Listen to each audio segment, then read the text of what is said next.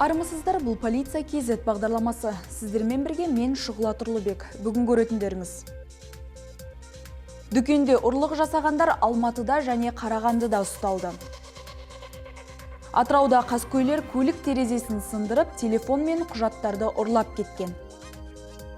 Ақмолалық полицейлер өз-өзіне қол жұмсамақ болған адамды құтқарды. Біреудің мүлкін қолды ету ең жиі кездесетін қылмыс түрі. Ұрлық дерегін ашу үшін біраз уақыт қажет. Алматы қаласы Медеу аудандық полиция басқармасының кезекші бөліміне киім дүкендерінің бірінің сатушылары қоңырау шалды. Олардан 2 миллион теңгеге жуық тауар ұрланған. Сотрудниками криминальной полиции, управления полиции Медеевского района, за совершение краж в торговом бутике «Манго» в торговом центре «Доступ Плаза» были изобличены, установлены, задержаны гражданка К. 96 года рождения и гражданин О, которые длительное время, находясь в данном торговом центре в составе группы лиц, совершали кражи имущества.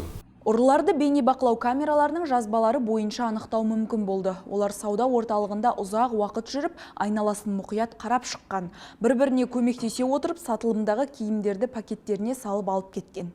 В настоящее время проводятся оперативные мероприятия для установления отдельных других эпизодов по другим районам и по другим торговым центрам, так как имеются данные о продолжении ими данных лиц преступной деятельности.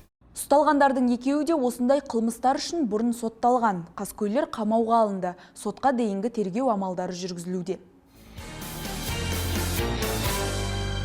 Мына әйел дүкендерде бірнеше рет ұрлық жасаған. Ол жалғыз әрекет ете отырып, ұсақ тауарларды қолды етіп отырған.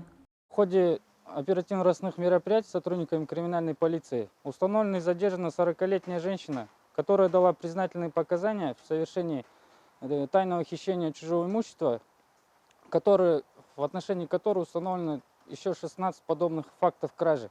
Общая сумма ущерба составила 87 тысяч тенге. Ведется расследование. Сауда орталығында орнатылған бейнебақылау камераларының жазбаларын зерделеу кезінде полицейлер бірінші жағдайда 5 мың, екіншісінде 8 мың, үшіншісінде 7 мың теңгеге азық-түлік тауарларын ұрлаған әйелді көрді. Ол негізінен дүкеннен шоколадты май мен бұқтырылған етті алып кеткен. Ұры ұсталды. Атыраулық полицейлер аулада тұрған көліктің терезесін сындырып, салоннан заттарды ұрлап кеткен қаскүнемдерді ұстады. Автокөлік иесі полицияға жүгінген. Ол ұялы телефон мен құжаттарының жоғалғанын айтқан. Күдіктілер жедел басқару орталығының бейнекамераларының жазбаларына түсіп қалған. Мен өз кезегімде қылмыстың ізін суытпай ашу мақсатында жақын маңда бейнебақылау камераларын қарап, күдікті екі ер адамды анықтадым. Бейнебақылау камераларының көмегімен күдікті ер азаматтар тұрғындар қалашығы мөлтек ауданынан анықтап, жақын маңдағы полиция жасақшыларымен радиоқалдағыш арқылы бағыттама беріліп, күдікті ер азаматтар ұсталып басқармаға жеткізілді. Екі күдікті де ұсталды. Қазір тергеу амалдары жүргізілуде.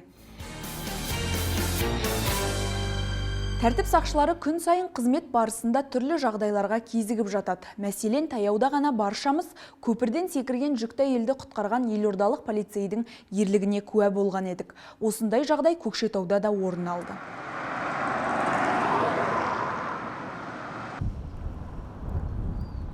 Поступило телефонное сообщение от женщины, которая сообщила, что в связи с семейными проблемами хочет спрыгнуть с моста. Сообщение было зарегистрировано и отправила дежурному инспектору, который направил наряд. Для предотвращения необдуманного поступка вела с ней беседу, оказывала психологическую поддержку. Жедел басқару орталығының операторы әйелдің даусынан оның өте мазасыз күйде екенін анықтады. Мақпал дереу жақын маңдағы патрульдік полиция экипаждарына хабар берді. Сондай-ақ ол әйелмен сөйлесіп, жағдайдың мән-жайын білуге тырысты. Көпірге ең жақын взвод командирі Олег Герасимов пен инспектор Қанат Мағубаевтан тұратын автопатруль экипажы болды. Олар қоңырау келіп түскеннен кейін 2 минут өткен соң оқиға орнында болды. Көпірде олар көпірдің қоршауына мұқият қарап, жоғары вольтты сымдарға секіргісі келген әйелді көрді. По прибытию мы поднялись на мост, где нами была замечена девушка, которая пыталась перелезть через перила. После чего мы побежали к данной девушке.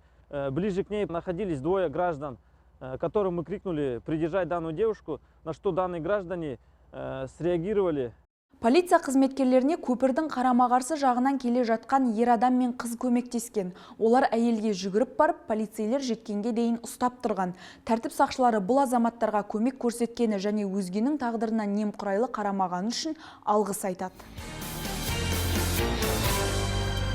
Бүгінгі айтарымыз осы. Бұдан өзге де ақпараттарды Полиция KZ сайтынан оқи аласыздар. Келесі кездескенше аман, сау болыңыздар.